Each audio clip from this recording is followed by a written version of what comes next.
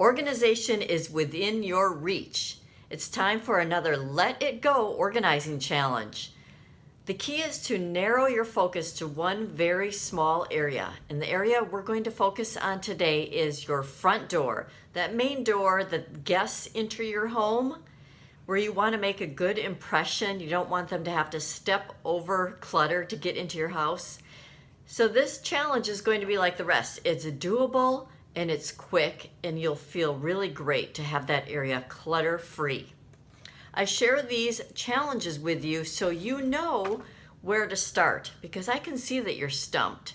You're spinning in circles. You're not sure where to start. So let's start with the front door. Walk out the front door and declutter the area. Put things back where they belong. That's what I mean by declutter it. Return things where they belong. Maybe they belong in the house, in the garage, in your kids' room, in the basement. They've gravitated to the front door. That's okay. Don't beat yourself up. Just put them back where they belong. Next, you're going to want to sweep the area, especially if there's spider webs, cobwebs hanging from above, hanging off the side of the siding, in the corners. Give it a good sweep. Sweep the floor of that area.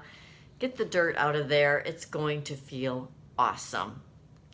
Give the welcome mat a shake. Do you have a welcome mat? Shake it out. Maybe it needs refreshing.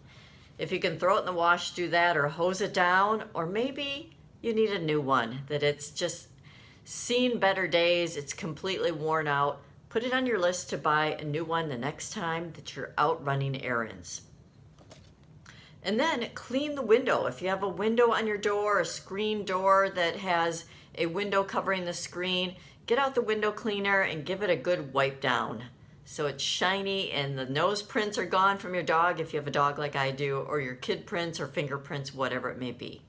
Lastly, if this is your thing, hang a fresh wreath on the door, some kind of decor, or put out a new potted plant if yours is looking a little tired or maybe even dead.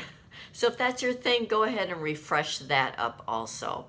That's it. You're finished. Mission accomplished. I bet you feel incredibly proud of yourself, and you should.